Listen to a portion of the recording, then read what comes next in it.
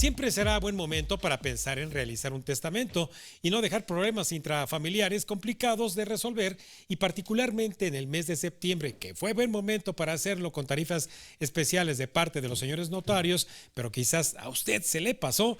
Hay otros instrumentos que pueden ayudarle a proteger el patrimonio. Por ello es que vamos a consultar a un experto como Eduardo Macedo de Finanzas Sencillas para Todos. Buenas noches, Eduardo.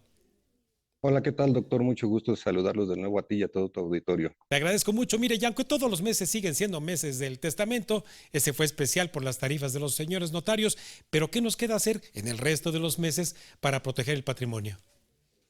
Fíjate, doctor, que antes que nada podemos investigar en algunas notarías porque hay algunas de ellas que mantienen el precio de la emisión del testamento durante todo el año o durante 2 o 3 meses. Entonces, si Mm. queremos obtener ese descuento, lo primero que tenemos que hacer es hablar o ir a visitar las notarías más cercanas a nosotros y ver si todavía nos mantienen el precio y qué tanta diferencia hay contra el descuento que teníamos en septiembre al que tenemos ahorita en octubre. Tal vez en algunos casos también el incremento es muy pequeñito, entonces vale la pena poder hacer el testamento fuera del mes de septiembre.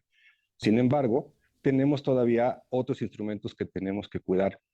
Y cuando yo platico de esto con las personas, fíjate que a los mexicanos nos gusta mucho bromear con la muerte, ¿no? Hacemos calaveritas, las festejamos, les hacemos el altar, pero a la hora de hablar de números financieros, nos da miedo o no queremos tocar ese tema, cuando resulta que son funciones muy necesarias que tenemos que platicar porque nadie tiene asegurada la vida para estar para siempre. Muchas veces que al momento en que alguien se casa o inicia una relación, dice, oye, mientras yo esté no te va a faltar nada, pero ¿qué va a pasar cuando no estés? ¿No? Sí. Entonces, en esta situación hay muchos instrumentos o financieros, sobre todo a lo que se le llama seguros engrapados o instrumentos engrapados, para poder cubrir esa situación. Por ejemplo, yo tengo tal vez un hijo pequeñito que apenas estoy preparándome para estudiar o para preparar su universidad y nadie me asegura que yo esté vivo con esos niños cuando ellos cumplan 18 años tengan que entrar a la universidad. Y me animo a contratarle su seguro de educación. Pero ¿qué pasa si cuando tengan 12 años yo llego a faltar, por lo que sea? ¿Qué pasa si mis manos son mis elementos para poder trabajar y sufro un accidente que me lastima una mano, me la quiebro, lo que sea, y ya no puedo trabajar? Yo puedo pedir y hablar con mi asesor. Yo lo que más les recomiendo es hablen con su asesor de seguros para que puedas hacer un plan engrapado en el que digas, inclúyeme un seguro de vida, inclúyeme un seguro de incapacidad permanente. Y fíjate qué crees, Raimundo, que muchas veces los incrementos del costo no son tan altos. Mm. Entonces vale la pena hacer un poquito más de ese esfuerzo para poder cubrir esas situaciones. Otro punto, en cualquier momento podemos ir a ver a los abogados, por ejemplo, para ver qué opciones tiene el testamento, porque en el que yo haga un testamento no me asegura que las cosas vayan a salir bien. Te pongo un ejemplo. Sí. ¿Qué pasa si hago un testamento donde digo, oye, dejo como heredero a mi hijo, heredero universal? Al final siempre va a haber por mi esposa. Ok, llegas a faltar y el hijo está cuidando a la esposa, pero nada te garantiza que tal vez él se case y fallezca antes que la esposa. ¿Quién queda como beneficiario de lo que es dueño el hijo? La nuera. Y entonces la nuera tiene todos los elementos para decir, adiós señora, si no se lleva bien, por ejemplo, se va usted a la calle y yo me quedo con lo que hizo la familia. Sin embargo, doctor, si nosotros nos asesoramos con los abogados y con los notarios, le decimos, oye, ¿qué crees? Te dicen, hay una figura que se llama usufructo vitalicio de los bienes. Y entonces, quien tenga el usufructo vitalicio de los bienes no puede ser sacado o desposeído del bien, aunque no sea el heredero. Y en este caso, la nuera, aun siendo la dueña, no puede sacar a la esposa, aunque falte el hijo. Y así como este tipo de situaciones, hay otras, otros elementos, otras figuras en las que podemos cuidar. Tal vez yo tengo una persona con cierta discapacidad que no puede cuidarse por sí solo y logré juntarle dinero a través de un seguro para que pueda vivir toda su vida o X tiempo. Pero ¿cómo le voy a decir cómo lo va a administrar? Sí. ¿Quién va a hacer uso de ese dinero si él no tiene la capacidad o ella no tiene la capacidad de manejarlo? Puedo armar un fideicomiso. Puedo dejar una instrucción en mi testamento, ¿verdad? Donde, ¿sabes qué? este dinero que va a ser destinado para fulanito, tanto se va a poner en un fideicomiso porque se le va a dar cierta cantidad mensual para sus gastos, para sus medicinas, para sus tratamientos, etc. Un seguro de vida, un seguro de gastos médicos mayores. Tú puedes pedir que esté engrapado también un seguro de vida al gasto médico mayor para que en caso de que tú, que eres quien lo está cubriendo, faltes, pueda seguirse pagando la anualidad o te quede cubierto por X años para la persona que lo necesita.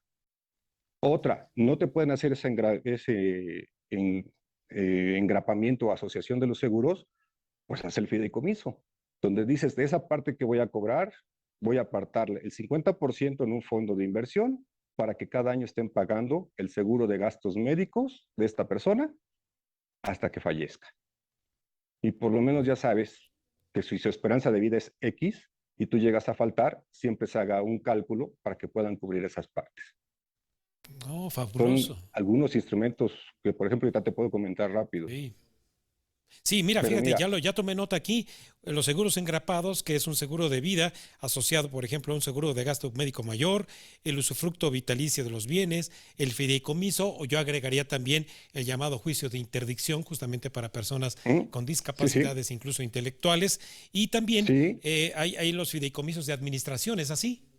así es, así es. Tú puedes darle instrucción en tu testamento de qué es lo que quieres hacer con lo que quede de tus recursos o cómo se van a repartir. Inclusive debes de tener mucho cuidado, Raimundo, Sí, en que tú puedes escoger ante una situación en la que pudiera haber alguien que tenga una discapacidad física, motora o de cualquier tipo, o que haya niños pequeñitos, sí, ¿quién va a ser el albacea? eso es. ¿Qué pasa si yo tengo, por ejemplo, una compañera o un compañero de vida, papá de mis hijos, mamá de mis hijos, que es un irresponsable? Y que a lo mejor si yo le dejo a su favor el seguro de vida, porque es mi esposo y ante la ley no nos divorciamos, etc., y él se queda con el dinero, pues lo más seguro es que no va a pagar la escuela de los niños, no Sí, va a preocuparse por los niños, se lo va a gastar en cualquier cosa. Sin embargo, si tú a la hora de hacer tu testamento dices, oye, mi albacea es fulanito de tal que él siempre se ha preocupado por mis hijos, pues el señor no puede tocar el dinero, claro, aunque sea el beneficiario, sí. porque dejaste como beneficiarios a los niños y el albacea es el que va a decir en qué se va a invertir ese dinero de acuerdo a la instrucción que dejaste totalmente clarificada en el testamento. Claro. Entonces, todo esto se debe de pensar cuando estamos más que vivos, cuando estamos con un uso de razón consciente, pero con manera fría. Imaginarnos qué pasa si yo no estoy. ¿Y sabes cuál es la mejor opción, Raimundo? Sí, Eduardo. Pensar el caso más catastrófico. Yo ahorita estoy muy bien con mi esposa, yo ahorita estoy muy bien con mi hijo, pero ¿qué pasaría si el día que yo muero las cosas están completamente diferentes? En el caso que te comento, Ok. ¿qué pasa si llega a morir mi hijo antes que mi esposa y es el heredero universal y está casado? Entonces, Sí. si prevemos de las opciones más horribles que nos podamos imaginar, vamos a poder tener la mejor cobertura. Claro, sí, estamos así en el máximo, ¿va? Obviamente de estas eventualidades. Pues si te parece, Eduardo, seguramente ya vibró aquí el teléfono, quizás con algunas preguntas. Voy a irlas juntando para que podamos continuar con estos temas que deben de ser no solamente de interés de las personas mayores, sino también de los jóvenes, porque en cualquier momento puede ocurrir alguna eventualidad. ¿Te parece? Claro que sí, y como yo les digo, no solamente hay que cuidarnos de los del más allá, hay que cuidar a nuestros vivos, aunque estemos en el más allá, desde el más allá. Ya lo creo que sí. Muchas gracias por los consejos, Eduardo. Como siempre, te lo agradezco desde aquí, desde Cuentas Claras. Estamos para servirles. Hasta luego, doctor. Gracias, amigo mío. Buenas noches. Bueno, pues vamos ahora con la cápsula de investigación financiera de esta semana, en la que a algunos deportistas no les está siendo rentable invertir sus ingresos en activos digitales. Los activos digitales en los que destacan las criptomonedas han tomado un papel relevante dentro de las transacciones económico-financieras hoy en día.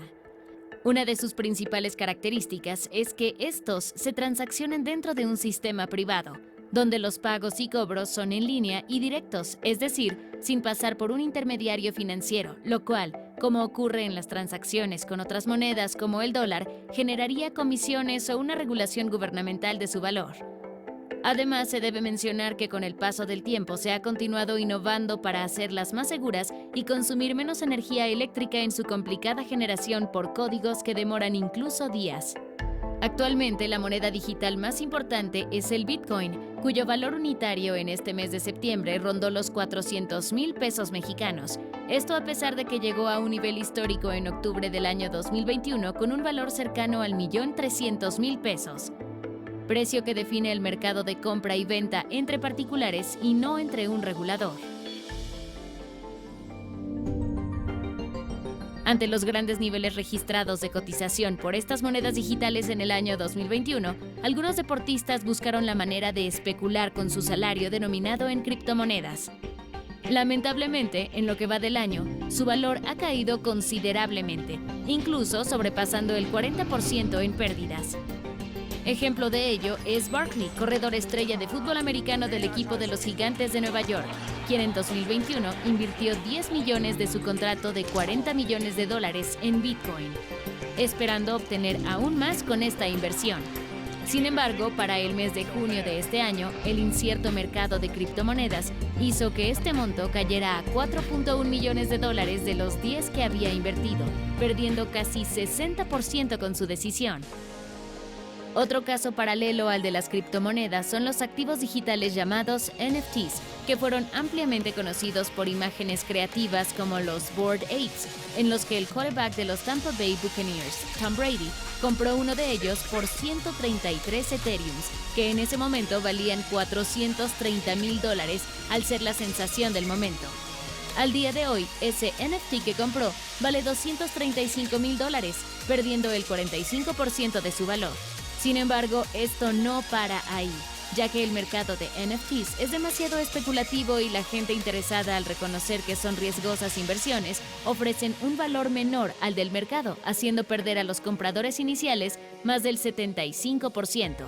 Con estos ejemplos se da una importante reflexión acerca de la conveniencia de las inversiones en criptomonedas y activos digitales no regulados, donde en el afán de especular sin conocer los mercados puede llevarlos a perder lo logrado en años de trabajo y esfuerzo.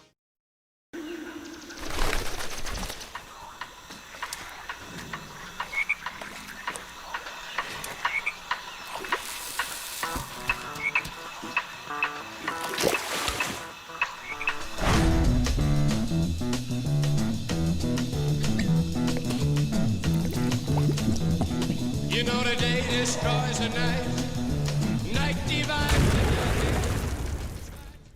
Así que si usted no tiene ni idea de lo que son los activos digitales, no se deje convencer fácilmente por aquellos que dicen ser expertos. Llegamos así al final de este programa de Economía y Finanzas con cuentas claras para ustedes, agradeciendo como siempre la gentileza de su atención e invitándola a que nos vea y escuche la próxima semana aquí en la Agencia Mexiquense de Noticias, canal 34.2 de la televisión abierta digital en todo el Estado de México y la Ciudad de México, y ahora también por los canales 135 de Easy y 610 de Star